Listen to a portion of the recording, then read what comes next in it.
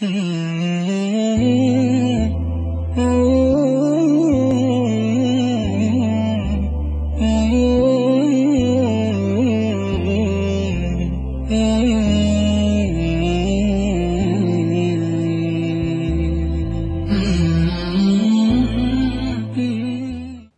الله الرحمن الرحيم. الحمد لله والصلاة والسلام على رسول الله وعلى آله وصحبه ومن والاه. لا درس شديكي شرح عقيدة طحاوي سرتا لخواي قورد بارين اللهم علمنا ما ينفعنا وانفعنا بما علمتنا وزدنا علما. أو دعاء زور مهمة كإنسان كعلمي فير بي أجر استفادة لو علمي نكر لسري دبيتا زرر لو براستي أو زور مهمة. قيشنا وشيني كإمام الطحاوي دفرمي وأهل الكبائر من أمة محمد صلى الله عليه وسلم في النار لا يخلدون. أهلي جناحي قورا، طبعا جناحي قورا من هي كبائر. عندك علماء بيناسيان كردية جناحي قورا هر جناحك كحد شي دنياي يان سزاي شي قيامتي لو باسكرابي. مثلا دزيد أزبري لو باسكرايا، الزينات زلدو مثلا الرزمي لو باسكرايا. اگر حد شي دنياي لسربيان سزاي شي قيامتي بتايبتي قوترابيتن او كساني او نوع جناحي بكن او لقيامته فلانا نوع سزاي تايبتي يعني هي. وكو مثلا بري غيبت لبيغمبر صلى الله عليه وسلم باسي كرديا كسانه گۆشتی خۆیان خواردیتەوە لێیان کردیتەوە کاتە سزایەکی تایبەتی لۆ باس کرایە. بەڵام ئەگەر گوناحێک تەنها گۆترا بوو فەرمووی ئەوەی مەکەن، نێزییکی مەکەونەوە یان ئەنجامی مەدەن بێ ئەوەی هیچ سزایەکی قیامەتی لۆ باس کرابی و بێ ئەوەی هیچ حەدەکی دنیاییشی لۆ باس کرابی ئەوە دەبیتە گوناحی گچکە. یعنی زانان ئەوها پێناسەی گوناحی گەورەیان کردیە. وەکو مثلا لە نمونەی نەزەریان هینایەتەوە خوای گەورە لە قورئان بەس فەرموویەتی وەقل للمؤمنین یغضوا من أبصارهم دا چاویان پارێزن ويحفظوا فروجهم. طبعا كبيرش هم يوشي يقدين يا ايوه اكبر الكبائر كبيره قوريه 7 موبقات من هي الحديث باس كرايه. بلام لقر ما دام او جناحا نقات كفر نقات درتسوني طواو لدين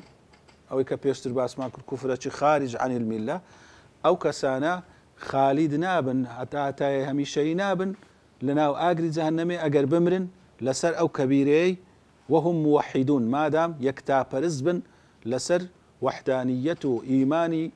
تاكو تنهاي خواي قورا ما بنوه وإن لم يكونوا تائبين. باق توبشيان لو جناحانا نكربي أو باس ما كر قوتمان خوارز ديانغو بكبيري كابرا لدين دتي تدريو هتاش أبدي دبيل آقر لقيامته. زيد الربيان لو يكردبو بعد أن لقوا الله عارفين مؤمنين باشا ويكدقنوا لا خواي قورا لقيامته خواناسن وبروادار بخواي سبحانه وتعالى. يعني كسكا قبل بروا يبقاتوا أو أبدي دبيتن بلان ببرواوة حتى لحديث بيغمبر صلى الله عليه وسلم مثقال ذرة من الإيمان لآخر أو كسانة دستوتين درين لآقري خواي قورد فرمي أوي بقدر مثقال ذرة إيماني هي به الندري. يعني ما دام إيمان شي ثابتي هي ديت دري حتى أبدي نابي لنا وآقري. وهم في مشيئته وحكمه إن شاء غفر لهم وإن شاء عفى عنهم. أو زاو كسي بجناحه وبقريته ولا إخوي جورا توبة نكربي يعني توبة شي كردية توبة كي شايستن يلو قبول بونه ليه قبول نبوه كبا جناحه ودا قريته ولا إخوي جورا بيز قال الشرك وكفر أولا ويستو حكم إخوي جورا دا إخوي جورا نيبراندي تولو ما بري أتو إلا هندشي دست آجري دستي لبر أو جناحي ناتاني با ضلنياي كسك بريت والله أما دم أو جناحي كردي ولا سو جناح شمردي إلا دستي أو كسا. نا إن شاء غفر لهم أجا خواي جورو ويستي للسربي لي خوش دبي وإن شاء عفى عنهم بفضله أجر ويستي شي للسربي أو بفضل خوي مثلا عفو عندك أجرنا سزا عند دهتن كما ذكر عز وجل في كتابه هروك خواي جورو لا قرآن باز دكا إن الله لا يغفر أن يشرك به ويغفر ما دون ذلك لمن يشاء. خواي گەورە لە کەسێکی خۆش نابی کە هاوڵی لە خواي گەورە پەیدا کردبی بەڵام لە بێجگەلەوی لۆ ئەوەی ویستی لەسەربی لێی خۆش دەبی کاتە ئیوا هەیە لێی خۆش دەبی ئیواشی هەیە لێی خۆش نابی. ئەوەش طبعا لبو حكم فضل خواي قورة دقرته ولا بو حكمتي شي دقرته خواي قورة حكيمة كار لزي كار زانة أو كسي لي خوش دبي سبب شي لي خوش بوني هي أو زاري ويلا بيش تساوي ما لظاهري ما أو كابرايا عندك جناحي قوري هنا بلام لناخوا لشاراوا للصر عندك تاكي زوري هي أو تاكانا دبنا سببي أو خواي قورة بواسطة جناحنا سزاي ندى يعني بيش مردني التوبة دكا يعني ضلي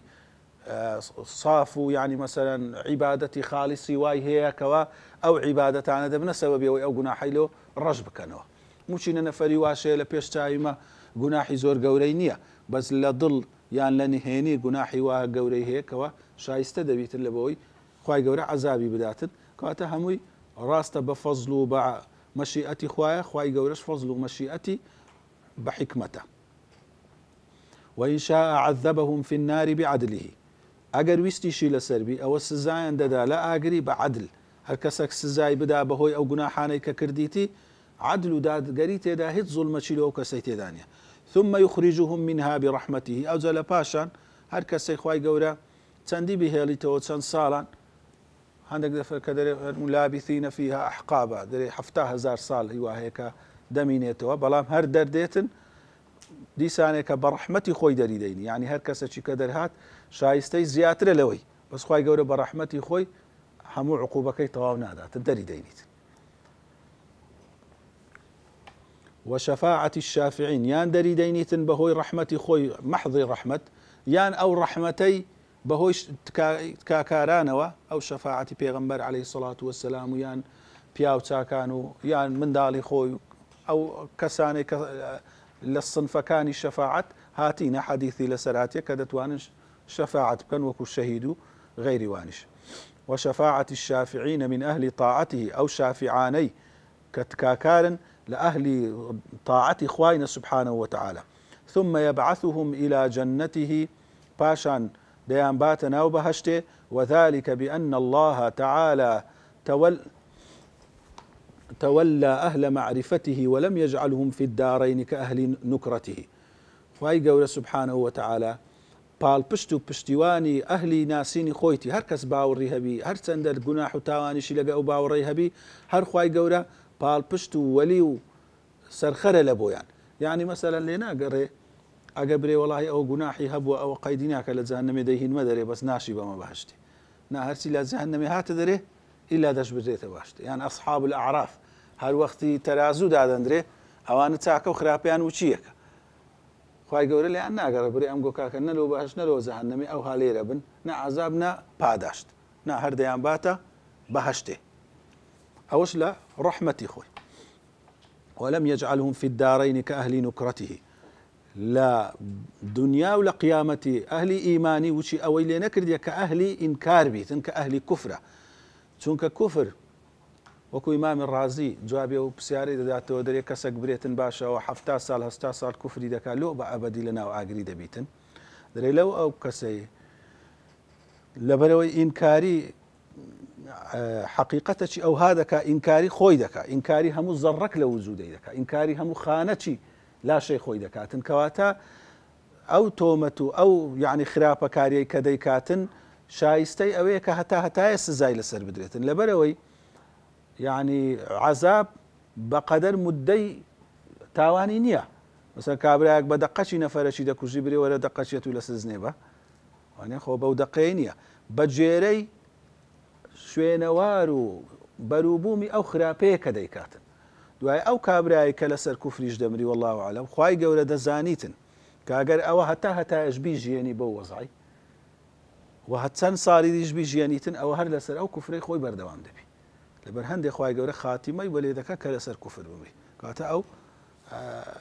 إنكاري خدا سبحانه وتعالى ذكا إنكاري فضلي بذكا إنكاري وحدانيتي بذكا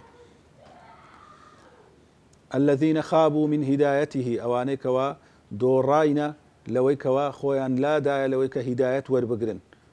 توشي زرر منديبوينا ولم ينالوا من ولايته وانا انتوانيا هيتس لدوستايتي وبال بشتي خواي قورة بدزبين لبروي إيمان ينبوه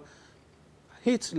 بال بشتيان لونيا اللهم يا ولي الإسلام وأهله ثبتنا على الإسلام حتى نلقاك به أو زبراستي وكو إمام ليرا أو دعائي دكاتن ئەی ئەو کەسێکەوە پاڵپشتی مەی بەوەی کەوا ئەمەت مسلمان کردیە و پاڵپشتی ئەهلی ئیسلامی ئەمەش ڕاگیر بکە لەسەر ئەو ئیسلامی هەتا دەگەینەتوو، چونکە ئەوە زۆر مهمە کە خوای گەورە تەوفیقمان بدا لەسەر ئەو ئیمانەی بمرین کۆتاییمان بەخێر بی، خاتیمەمان بەخێر بیتن إن شاء الله تعالى. ونرى الصلاة خلف كل بر وفاجر. طبعا أو بابته لدرسي بيشي بتفصيلي باس ما كر قلت ما خوارج وهاي دبينن بأهل كبائر جدرين أوانا أبدي دبن مرجئة هيك درين جناح الزرر لإيمان نادا أهل السنة والجماعة لو ما بيننا. أو زاد تسر بابته شديكا كهر وكبر فرعك لو بابتي بيشي دري أمواي دبينين كنويج دكريت خلف كل بر وفاجر لدو همو إمامتي تساك كاربو يان خرابة كاربو فاجر أو كتاوان بارو خرابة كار من أهل القبلة ما دام لأهل قبلة يعني ما دام مسلمانا شتيتشي واي أنزام ندايق قسك يان فعلك كوا بيلا ديني خواي قورة دربتيتن بدلنياي كافر بيتو يعني بقومان نابي دبي لبرو إيمان دلنياي دبي أوكشتي إيمان لا دا ديسان دلنياي بي بدلنياي كفرة كرد بيتن إلا أن تروا منهم كفرا بواحا كفرا صريحا يعني كفرة دلنياي يعني لبينن كأو كابرا إنكارية كلوشتانا بكاكا معلومة لدين إسلام برايتو قطعية كابرا إنكاري بكاتن يا كابرا عمل شي كفري بكاتن كوا بدلنياي بسطاصت أو عمل لكافران نبي لكز درنتي وكو سوز دبردن لو صنمي وكو بجداري كردن لبرستني غير خواي قورة كابرا الصليبي بخوي وكاو بسيتنا وكنيسي وعبادتي وامكاتن أقا بزمانيش نري من كافر بموبا وعملي كافر دبيتن بس دبي عملتي يقيني بيتن نابي بقمان بي نابي بشبه بيتن نابي بليقدانا وبيتن أو زور مهمة سنك زور كس لوي تيكتيا علماء قاعدة شاندانا أو زور مهمة درين لازم المذهب ليس بمذهب أوي لمذهبي ورد جيري مذهب نية أتوبري والله أو كابرايا لبروي فلان قسي كرديا أو قسيش أوي لي ورد جيريك أو كابرايا بحكم إخوائي رازينية معناه أو كابرايا كافرة نا دبي بصريحي بحكم إخوائي رازينية بي أو زبي كافر دبي نك أتو ليك دانا ويلو بكيبري أو قس أو إشي كردي وايلي دخين دريتو كبحكم إخوائي رازينية دبي بصريحي وابشان بداتن كبحكم إخوائي رازينية مثلا لو نمونا كابرايا شي بكافر داناني یەکەچی دیکە بە کافری دادنی خۆ علەما لە سەلەفیشەوە هەبووینە لە موسڵمانێکی کە هەندێک فعلی کردی ئەو فعلەی کوفر بووە لەکن هەندەکان لێیان دیتیە گۆتیتیان ئەوە بە کوفری دادنین هەندێکی دیکە گۆتیتیان نە مەسەلا لۆ نمونە حەجاج یەکێک لەوانە بووە قسەی لەسەکرا هەندێک کەس گۆتیان کافر بووە لە علەمای قەدیم هەندێک زۆرینەش گۆتیان زاڵمە بەس کافر نییە ئەوجا مەبەست وڵای برێ ئەوە لەبەرەوەی کافرە أو كابرايا هيش كافري بكافر داننا أويش كافر دبي أو نابي أو دبي تلازمي مذهب إلا كافرة سطاصت كبد برستو يعني يهود ونصارى كإيماني ببيغمبرين صلى الله عليه وسلم كابرايك أوانا كافر نكاتن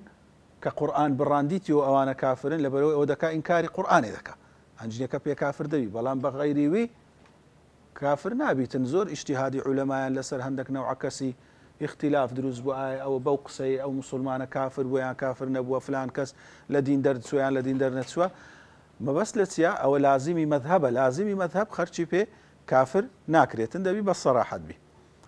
لبر هندي أجر كسك لسر أو إيماني ماوا بظاهري خوي إيمان دارا لدلوش بس خواد زاني سبحانه وتعالى نواجي لو مسلمانان كرت أتو دبي نواجي لدوبكي لنا ولاتي مسلمانانيش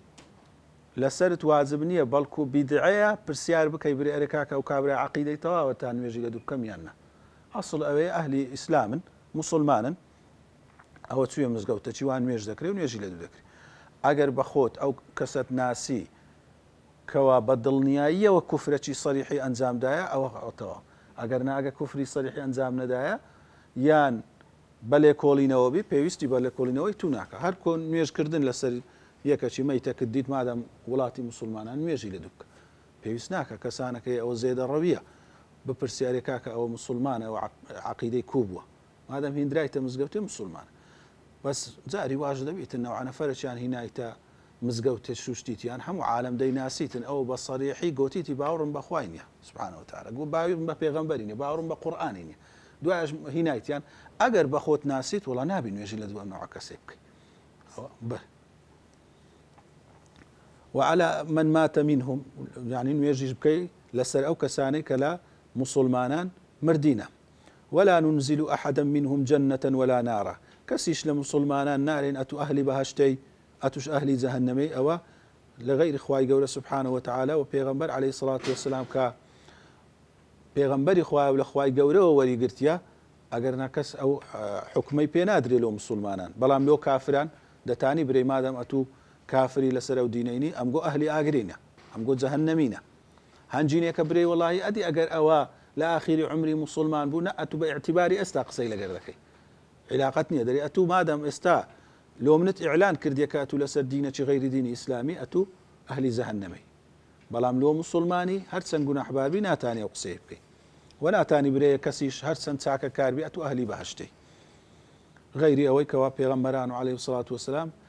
لو ميان تعيين كردية بحديث الصحيح. ولا نشهد عليهم بكفر شاهديان لسر نادين بكافر بون لبروي وشي باس ما كرت او شاهدية خطره پیغمبر عليه الصلاة والسلام فرموي هر کسك ببراي خوي بري كافر اگر او كافر نبي بسر خوي داده قريتو لو شاهدي دان بكفر خطره براستي وايشي همو كسنية سنك همو حكم شرعية كان كتطبيق ذكرين دين بواري عملي مرزيان هي وهروها موانعيان هي مسالون مونستا كسك دزي كردبي بري ورا دستي او دزي يكسر ببري دبي كسر عالم بالشريعه بي يكم زار لي كولينوي ليبكا او زا او حكم الشرعيه زيب كاتن كاوش مثلا دبي حاكمي مسلمان بي شيء شخصينيا بس ما بس مالت سي دبي الا كسر عالم بالشريعه او حكمه يدير بكاتن لو كمو كسشينيا حكمي كفريش كابرا كمسلمان بو كافر بويانا اوش دبي كاسه عالم بالشريعه كشار زاي او بيتسمن عيكور فريدك وتسيا مرزكاني كسي كافر بيتن شار زاي او مرزو موانعان بيتن او زا بتوانيتن. طبعا انسان حتى بي بكري لو كسك مادام اهلي قبله واهلي نيجو اويا اگر غلط بكا لو بكافر دانني لو قيامتي خوي سلامت ترى لو غلط بكا بكافر دابني لو قيامت سلامت ترى بلا اگر بجست اگاداری بكيو بشخص مري فلان كوري فلاني اتو كافري نا كدزاني مثلا لون منا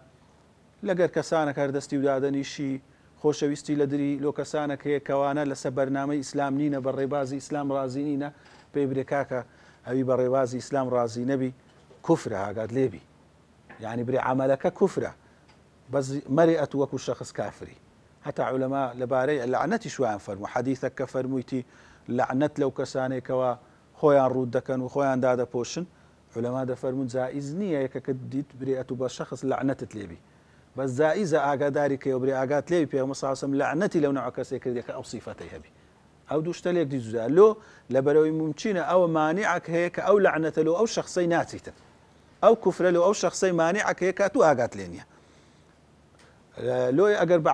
عام قصيبكي أو ناكاتو اشتكد لسر خود يعني بالريالك لسر أو كسيدابيتن. ولا نشهد عليهم بكفر ولا بشرك شرك وكو كفر بري أو مش بيت مشرك ولا بنفاق يعني أو بيت منافق. طبعا بيغمبر عليه الصلاة والسلام وحي له دهات لبران دي زاني أو منافق يعني حتى بصري تنهاب حذيفة يدقو لو يأتوا كسشي دبيني نشاني منافق تدادة تاني بريكاكا قدار بأوانا نشاني منافقان بس بري والله يأتوا منافقي أو أنا سكتنا تاني أو مدوك منافق اشتشي الشاراوي بتائبتي ما لم يظهر منهم شيء من ذلك ما دام بطواو أو اشتانا ظاهر نكاو أشكراي نكا بسطاستي همو كسب زاني كابرا أو إعلاني كرديا دري باورن با فلانا حكم قرآنية باورن بقرآنية دري قرآن دواكوتوية والعياذ بالله أو كابرا إعلاني كديال التلفزيوني تسك كابرا بري ولا تكافرني يا كافرني أو كساني أو هاب تواو إعلانيا كربي أو زودة ونذروا سرائرهم إلى الله تعالى لا يعني نهينيشيان لو خواي سبحانه وتعالى ليدا قرين خوا سبحانه وتعالى لآخير هر أو بخوي حكم بويد ذاك إنسان لضل سيتدا وحصل ما في الصدور لقيامته خواي قورا أو كودا كاتو كلنا أو ضل ما دابوه ولا نرى السيف على أحد من أمة محمد صلى الله عليه وسلم إلا من وجب عليه السيف. فرمي أمل نابي شمشير يعني بدست زنجان زنجي بكين لقل هيتس كسشيلا أمتي بيغمبر عليه الصلاة والسلام. طبعا وشيك لقنا حق وركانه بيغمبر صلى الله عليه وسلم فرمي سباب المسلم فسوق وقتاله كفر. فرمي زويندان بمسلماني فسق درتسونه لحد عدالة مسلماناتي وزنجان لقريشي كفرة أو كفرناك لا كفر قوربي ولا ملة إسلام دربك بلام ناوي لنا كفر لبر قوري. ولا آخر وصية كان بيغنبري عليه الصلاة والسلام فرمي ألا لا ترجعوا بعدي كفارا يضرب بعضكم رقاب بعض. آقادار بن نتسن لباشا من ببنو كافر بوي هندكتان لملي هندكتان بدن لسانك أو كفرة خارج عن الملة بلام لبر قوري وقيزوني أو عملي نابي لندرايا كفر ولا بروي مترسي أو هي كسريج بتشيشي له كفر شيطان هري بخليستيني أو كسي وكو حتى مثلا يكم فرقة كبيابون خوارزون كلا إمامي علي درسون بيشتريش أو أهلي فتنة كلا إمامي عثمان درسون. إمامي عثمان زرت وانا يهبو وصحابة كان إجداوا ينكرت كأو خل كان لمدينة هاتن دوري ماليان دا با أما لقريان بزنجين ولا عندي ولا إمامي عثمان لترسي أو كوا أو دستي نروى تخويني مسلمانا لي قران حتى بخوي با وكو استملك رابي الشهيديان كرت اگر نازور اسای هر دیان تاني قوتي مسلمانان زي شي زورينا لقر امام عثمان بو ثاني هلينا قرن بينا مكي ثاني كوفي هتفر تنابك بس لبرو اهلي اسلام توشي فتنه بون توشي يعني عندك يعني با سرقرم كرابون بنابي او كوا غلط وكم كريه هاتبون كوا لاخرش تعدايان كردو او دز درجيان كرد امام عثمانيان شهيدك دو على سردم امام علي دي سانك خوارز بنوعي درس لحكم إمام علي. إمام علي فرموي لومجو هي لسرمن هتا تسك وكو شمشير مليدرنين شمشير تان ليدرنين يعني فرموي يا الصحابة كانوا أواني لقريبون أجر قسيان بيجوتن قسيان بيبرينو أجر شمشيريان ليدرينان أو زش شمشيريان ليدربينو حتى نابي قصش بشمشير جوار بدريتو لقرام المسلمان كسك هرسن زون وقسينا ريتشي كرت تنهات لوت هي قصي برامبر بكيوه لوتنيا دست دريجي بدست بكي السري. ولا نرى الخروج على أئمتنا وولاة أمورنا وإن جاروا أوزادت سربابة شديك كوا أما واينابين كدرب سين لإمام مسلمانان أو قوري مسلمانان أو خليفية وولاة أمورنا أواني أمري ميان بدستا كوا سركرد كان أهلي ولاية كان كإمام قورة عندنا هرشي ديك لقورة كان مسلمانان بي وإن جاروا لبر إخواي قورة فرميتي وأطيعوا الله ورسوله وأولي الأمر منكم لو كسانيك وأولي الأمر إطاعي وانجبكن بلام إطاعي لوان دوبارة نكرديتوا نيفرموا أطيعوا الله وأطيعوا الرسول وأطيعوا أولي الأمر وأطيعوا الله وأطيعوا الرسول وأولي الأمر منكم إطاعي خوايبكن ويبيغمبر صلى الله عليه وسلم وأولي أمر لو لبرو إطاعي أولي أمر فيوست بإطاعي خواو إطاعي بيغمبري عليه الصلاة والسلام ما دام أوان اشتكيان نكر كبيتواني إطاعي خواو إطاعي بيغمبري خواي بي أو دبي بجويان بكريت لبروي أصل أويك همو إيمان دارك همو مسلمانك وكبيغمبر صلى الله عليه وسلم فرمويتي دبي بيعتك هبي لبو إمامي المسلمانان همو كوب بنو لسر إمامك كهمو أمري مسلمانان لدستوي بي يك أمر بن أو واجبك لسرتاك بتاچي مسلمانان لو يا صحابي بيغمبري عليه الصلاة والسلام باش وفاتي بيغمبري كوبونوا وهالبجاردني خليفتشيان بقرينكتر زاني لا حتى مسابري لشوشتني بيغمبريش عليه الصلاة والسلام لكفنو دفن كردن لساندي رانا وستان إمامي علي وأهل بيتي بيغمبري صلى الله عليه وسلم أو خاو خيزاني بو خريجي شوشتني بون أوانش خريجي مسألة هالبجاردني أو يبون كوايكا شي دابنين لبروي لوي هي هر لأمري اختلاف زور دردشي كوشنديا لوي هي هر لناشتني سروشي بيشي توشي اختلاف بيجي باس شي بريار مالو بدا دەبێت کەسەکە هەبیتن کە بڕیاری بداتن کاکە ئەو مەراسیمی ناشنەی کوبەڕێ و بچیتن ئەوە ئەسڵەکی شەرعیە لەسەر هەموو مسلمانێکی واجبە کە مسلمانان یەکەچیان هەر بژارد دەبێ ئەویش بەیعەتی بداتێ و سەمع و تاعی بکاتن لە چاکە. بەڵام وچی دەبین ئەو جەبا بخینینەوە دوایە دەین بە درێژی باسی دەکەین چکە و بابەتە بڕێکدەی ولا ندعو عليهم و دوعاشیان لێ ناکەین ولا ننزع يدا من طاعتهم و دەستیشمان ناچێشینەوە لە تاعەتیان نەزع یان چێشانەوە ئەتوو پێشتر دەستت درێژ کردیا بەیعەتت دایتێ ئەتوو گەورەی منی وانە پێغەمبەر عەلەیهی سڵاو وسەلام ئەوهای فێر دەکردن کە برێن سمع و طاعی تو دەکەی على عسرنا ويسرنا ومنشطنا ومكرهنا ئەمە گوێڕایەلی دەکەین و تاعەتیش دەکەین. طبعا سەمع ئەوەیە لە کاتی گوێدانەکەی ناڕەزایی دەرنەبڕی ئەوە ئەمرەی کرد گارەگار و قسەی نەکاتن وەکو برێ ناڕەزایی دەرببڕی تاعەتیش ئەوەیە بە عەمەلی جێبەجێ بکە هەم بەتباشی گوێ بداتێ هەم تاعەتیش بکاتن لە خۆشی و ناخۆشی چکات و هەندێک ئەمر و هەندێک قەراری حکوومەتی دەردەچی چینە هەندە لە زەرری لێ دەکات هەندە لە قازانجی لێ دەکات نابێوی زەرری لێ دەکاتن هەست پێ دەست بە وەکو برێ معارەزەی بکاتن مادام ئەوە لۆ مەساڵحی عامەی بڕیار درایە یان ئەمن لەو وەختی درم پێخۆشە یان درم پێخۆش نییە برێم وڵای ئێستا تااقەتی ئەو ئەمرم نییە جێبەجێ بکەین وچی کەسانێک مەسەن برێ وڵای ئەوە بەو هاوینەی وەختی جیهادەیە بەو گەرمایی ئێستا تااقەتم نییە لە وەختەی خۆشبی داوا بکەم ئەوە بە تااقەت و خۆشی کەسەکەی نییە بەڵکو لە خۆشی و ناخۆشی ئەتوو دەبی ئیطاعی وەلی ئەمری مسلمانان بکرێت و دەست لە تاعەتیان هەڵنەوە شێندرێتەوە و دەستیان لێ ڕانەچێشتێتن ونرى طاعتهم من طاعة الله عز وجل وايد بين كطاعتي ولي أمر طاعتي خوايا سبحانه وتعالى فريضة ما لم يأمروا بمعصية أوش فرزة حتى أمر بخرابينك وندعو لهم بالصلاح والمعافاة ودعاء شيئا لو ذكين با تساتشي عفوي. طبعا أما أليرا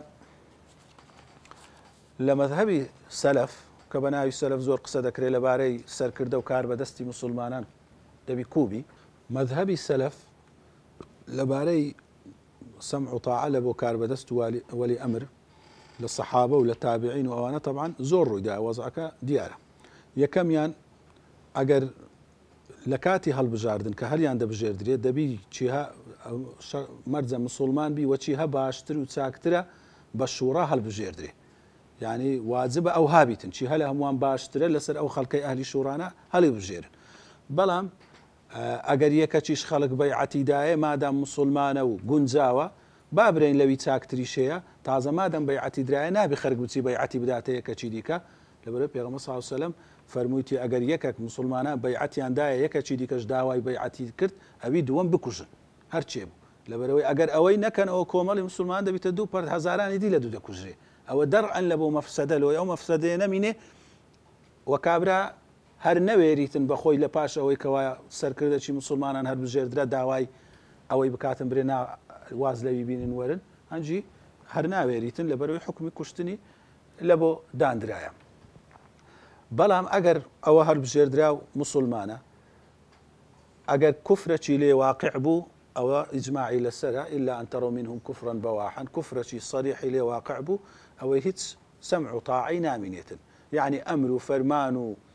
قسەکردن و ئەوانەی هیچ اعتیباری نییە بە نسبەت مسلمانان و حکمی شەرعیشی هیچ پێ سابت نابیت ئەوە مادام کافر بوو کوفرەی سەراحەتی لێ دێت ئەدی ئەگەر گوناح و تاوانی کرد خراپەی دەکرد زوڵمی دەکرد ستەمی دەکرد هەندێک دەرێن بە ناوی مەذهبی سەلەف هەموو گۆتیتیان بە هەموو نەوعەچی هەموو نەوعە گوناحەک دەبیئەت و ئیسمع وأطع وإن ضرب ظهرك وأخذ مالك با لا بشتد بدا با لا مالي شد بباتن. طبعا عندك علماء قداماء يعني علماء قديم تفسيري أو حديثيان كدد فرمون بحق يعني تسمع طاعي بك با حكمي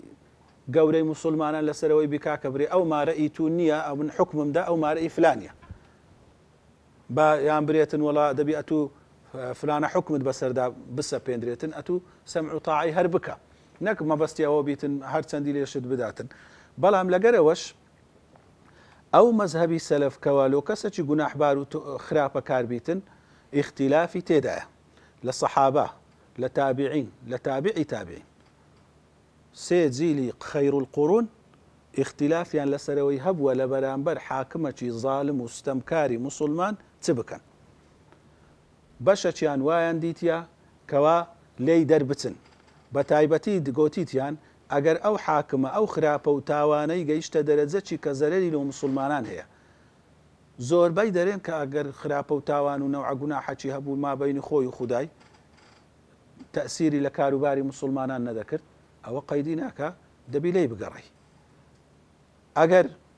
گوناح و تاوانە مەسەن ئەو نەوع گوناح و تاوانە بەتەنێ دەتانی نەسیحەتی بکەی بەڵام نابی لەناو خەڵکی مادەم مابەینی خۆی خۆیە ئەگەر گوناح و تاوانێکی گشتی هەبوو بەوەی کەوا زوڵمەکی بەعام لە خەرچی دەکرد ماڵی خەڵکی دەخواردیان خەڵکی بە ناحەق دەکوشتیان سزن دەکردیان ئەوەی دەکرد طبعا بەشێک لە سەحابەی کیرام هەر لە پاشی زمانی ئیمامی عەلی ڕازی نەبوون بە مەسەلەن بە خەلیفەتی معاویەی ڕزای خوای لێبی لە پاشی بە یەزیدی ئێوانە سەحابە بوون خۆوان سەحابانە لە مەزهەبی سەلەف دەرناکرین لە باشترینی سەحابەکانیش بوون لە مەزهەبی تابعینیش بە هەمان شێوە هەتا ئیمام ئەبوو حەنیفە بە نەوعەک لە نەوعەکان ئیمامی مالیک تەنها ئیمامی ئەحمەد ئەو ڕەئی زیاتر لە گەرەوانەیە کە دەرێ لەبەر فیتنەی طبعا ئەو ڕەئیە بڕێک تاخیرتر دروست بوو گوتیان لەبەرەوەی ئەوەی مێژووی ئیسلامی لە پاشی مەسەلەن ئیمامی عوثمان و ئیمامی عەلی ڕزای خۆیان لێبی و لە پاشەوان زۆر جەنگ و خین ڕیشتن و ئەوانە دروست بوو زیاتر دوایێ ڕەئیەکە لەسەرەوەی ئیستیقرار بوو کە ئەو شتەی نەکەن ئەگەر نا ڕەئی سەلەف زۆرینەی لە ئەوەلەکان لەسەرەوە بووکەوە خروجی لێ بکەن لێی هەر بستنەوە و ئەو حاکمەی بە قووەت بگۆڕن حاکمەکی دیکەی بین نەجێ و حەولی ئەوەشیاندا بەڵام خوێن ڕێشتن و ئەوەشی زۆر لێکەوتەوە کەواتە ئەلێرە ئەتو ناتوانی برێی وەڵاهی ئەوە مەذهەبی سەلەفە سەتاسەت ئەدیەوانەی دیکە لە سەلەف دەردەکەی نەخێر بەڵام دەتوانی برەی بە مەرجی ئەوەی ئەو شتەی کردیتی خراپەکی عامبی لە بۆ مسلمانان زەرەربی و بە مەرجی ئەوەش مسلمانان بزانن کە یعنی زانینەکی وا کە پێی دەرێن غەلەبەتی ظەن توانای ئەوەیان هەیە کە بیگۆڕن خراپەکی لەوەی خراتری نایەتە جێ یعنی ئەگەر زانیان ئەو کابرا ڕاستە زاڵمە دەیگۆڕن بەڵام دەبیتە شەڕ و ئاژاوە فیتنەک کە لەوەی خراپترە مادام غەلەبەی ظەنیان یعنی گومانەکی زۆریان لەسەرەوەی بووکە ئەو ئیشە ڕوو دەدا دەبی وە نەکەن لێ وا باشە ئەو کەسانێکە ئەو ئیشەی دەکەن دەبی ئولی ئەمر و خاوەنی ئەهلی حەل و عەقد بن کەسانێکی خاوەن عەقڵ و ژیری بن لە هەموو لایەنەکانی ژیان پرسی پێ بکەن و بەڕاوێژ ئەوجا ئەو بڕیارەی دەربکەن ئەوانی کە ڕەئیان لەسەرەوەیە کە دەتوانی حاکمی خراپەکار و فاسق و ظالم بگۆڕدرێتن پشتیان بە چەندین ئاەت بەستیە بە ئاەت و ئەحادیثی پێغەمبەری صلی الله عليه وسلم لەوانە کە خوای گەورە دەفەرمی ولا تطيعوا أمر المسرفين الذين يفسدون في الأرض ولا يصلحون گوێڕایەلی ئەو کەسانە مەکەن کە خراپەکارن تاوانبارن و زیادە ڕەوی دەکەن لە تاوان و چاکەی ناکەن دەرێنەوە حاکمەکانیش دەگریتەوە ئەمە گوێڕایەلی لەوان ناکرێتن کە بوونە مسریف و مفسید و ئیصلاحیان نەکرد ولا تؤتوا السفهاء أموالكم التي جعل الله لكم قيامة خوای گەورە دەفەرمی کەسانی جێل و نەفام ماری خۆتیان ماریان تەسلیم مەکەن بەڵکو بە خۆتان دەرێ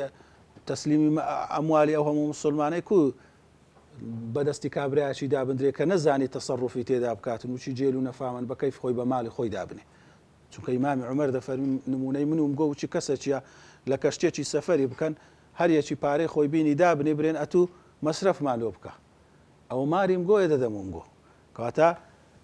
حاکم لە ئیسلامەتی لە ئەسڵدا ئەو ماڵە دەزانیتن کە هیچ حەقەکی وی تێدا نییە بە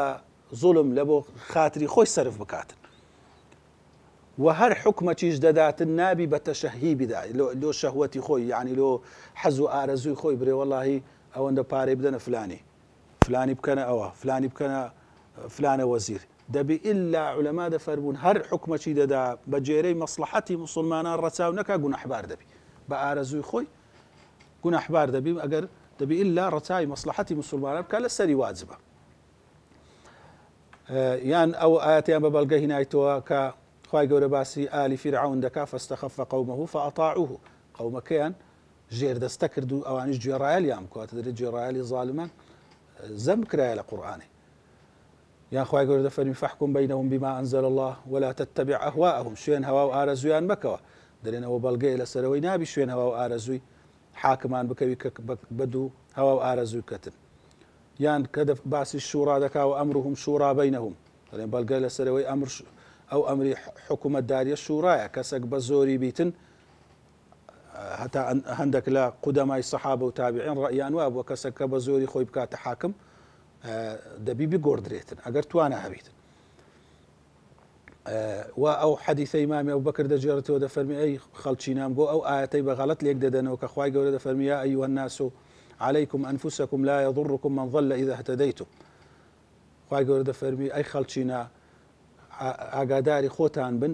ئەو کەسانێکەوە خراپەکارن ئەگەر گومڕابوون زەرەریان لۆم گۆ نییە مادەم ئەم بۆ ئەهلی هیدایەتن. دەفەرمێ مەبەستی ئەوە نییە کە ئەم گۆ ئەمر بالمعروف ونهی لە منکەر نەکەن. إنكم تقرؤون هذه الآية فتضعونها في غير موضعه. دەفەرمێ ئەو ئاەتەی دەخینەوە لە غەیری جێی خۆی دادەنێن لەبەرەوەی ئەمن جێم لە پێغەمبەری بۆ صلی الله عليه وسلم دەفەرمێ إن الناس إذا رأوا المنكر ولا يغيرونه أوشك أن يعمهم الله بعقابه. خەرک ئەگەر خراپەیان دیت نەیان گۆڕی خوای گەورە زۆر نزیکە کەوا هەمویان سزا بدا بەو خراپەیە.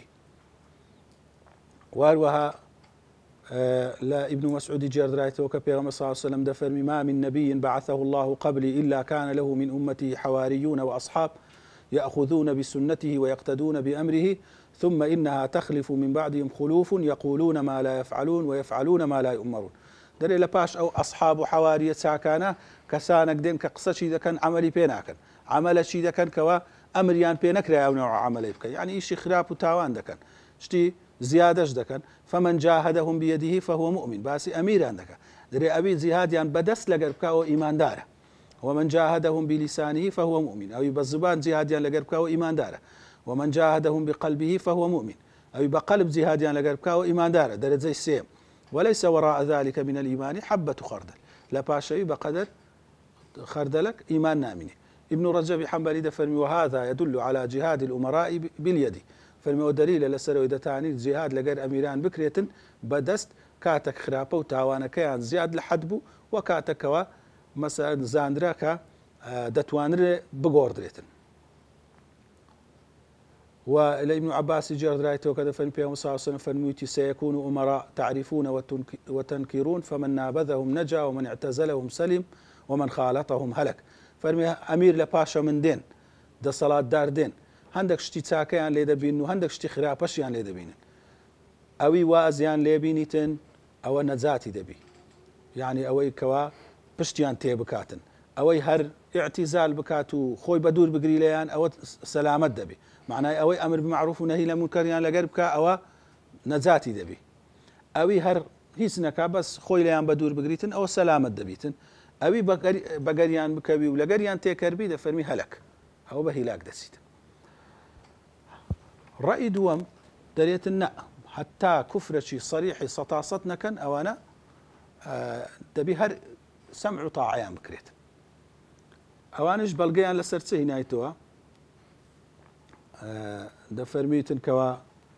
پیغمبر صلى الله عليه وسلم فرمي شرار أئمتكم الذين تبغضونهم ويبغضونكم وتلعنونهم ويلعنونكم قلنا يا رسول الله أفلا ننابذهم قال لا ما أقاموا فيكم الصلاة فرمي خرابترين سركردا أوانا كام قول رقتان ليدا من أوانش رقيان لم قود بتوا أم قول لعنت لوان دكان أوانش لعنت لم قود دكان قلت من أي پیغمبر صلى الله عليه وسلم آية وازيان لينين يعني بس سركردي خومانيان نزانين فرمي نا ما دام نيجي دكان ما دام أهلي نيجي وبيغمبر صلى الله عليه وسلم فرمي من رأى من أميره شيئا يكرهه فليصبر فإن من فارق الجماعة شبرا فميتته جاهلية أوي كلا أميري خوي سركردي خوشتشي خراب وناخوشي ديت يعني جناح تاواني ديت با آرام بقريتن لبروي أوي لا بيعود جماعة أميري دربسيتن أو لسر جاهلية دمريتن أوانا مثلا أو حديثه وحديثي ديكاش زورا لسروي ببلغ ديهنو بلام دبي بزاني كأوا هردو لاي هي وهردو لاي صحابة وتابعين وتابعي تابعي لباري سركردتشي مسلمانی خراپەکار کە خراپەکەی تەشەنەی سندبوو لە بۆ خەرچی و ئەگەر توانە هەبی بگۆڕی ڕەئی ئەرجەح والله ئەعلەم ئەگەر توانە هەبوو مەرجەکان هەبوو زانیت خراپەی زیاتری لێ ناکەویتەوە و خراپەکەشی لە بۆ خەرچی بۆ عامەت بوو ئەوە دەبی بگۆڕدرێتن ئەو کەسە و ئەگەر نا دەبی ئینسان سەبری لەسەر بگریتن لەوەی خراپەچی زیاتری لێ نەکەویتەوە. بەڵام لەگەر هەندێش پێغەمبەر عەلەیهی سڵاو وسەلام بە سەریحی فەرموویتی لا طاعة لمخلوق في معصية الخالق ئەو کابرایە کە ئەمیرە سەمع و طاعەت لۆ هەیە ئەگەر گوناحەکی گوت ئەو گوناحی بەجێی مەکە. ئێستا شتێکە پێیا بووە کە ئەوە بیدعەیە لە مەذهەبی سەلەف کەس نەبووە بە ناوی سەلەف دەگوترێ دەرێ نابی هەر ئەگەر حاکم هەرچەند گوناحیشی کرد گوناحەکەی زوڵم لە خەرچی عامیش بوو نابی برێ ئەوە زوڵمە ئیلاگە بەتەنێ پێت وەگوترا وەبرێ ئەگەر نابی برێ ئەوە زوڵمە. طبعا ئەوە لە مەذهەبی سەلەف دانیە لەبەرەوەی ئەمە ئێستا دەتاین ئەگەر لەبەر ئەو دەرسەی نەبایە هەندی یەک کتابی بەڵگەی لە ئەقوالی سەحابە و تابعین بینینەوە کەوا لە ناو مەجلیسان لە ناو خوتبەی هەستاینەوە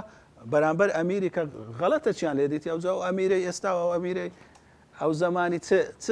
یعنی ئەوان کە گوناحەچیان دیتە بە ئاشکرا قسەیان کردی گوتیان گوناحە. قسەکردن ئەمر بمەعروف و نەهی لە مونکەر جیاوازە لەگەر ئەوەی ئەتوو بە حاکمی نەزانی و نەزعی تاعەتی بکەی خروج بکەی خروج لەگەر ئەمر معروف و نەهی لە مونکەری جودایە. ئەمە ئەگەر لەسەر ئەو ڕەئیەی کەوا دەشرێن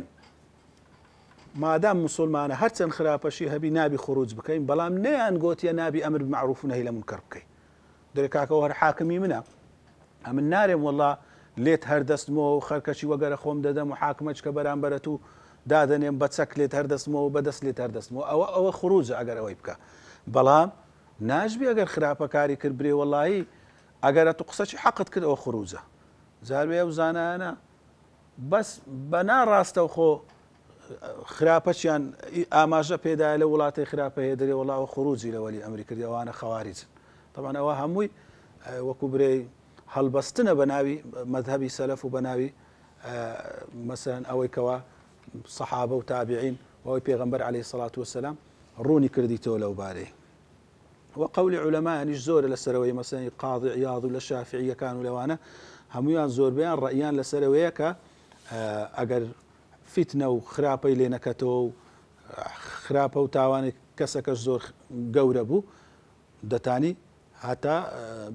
بشگۆڕدرێن و هەوڵ بدەن بەڵکو لە درێن واجبە هەوڵ بدەن کە بگۆڕدرێن. وصلى الله على نبينا محمد وعلى آله وصحبه وسلم.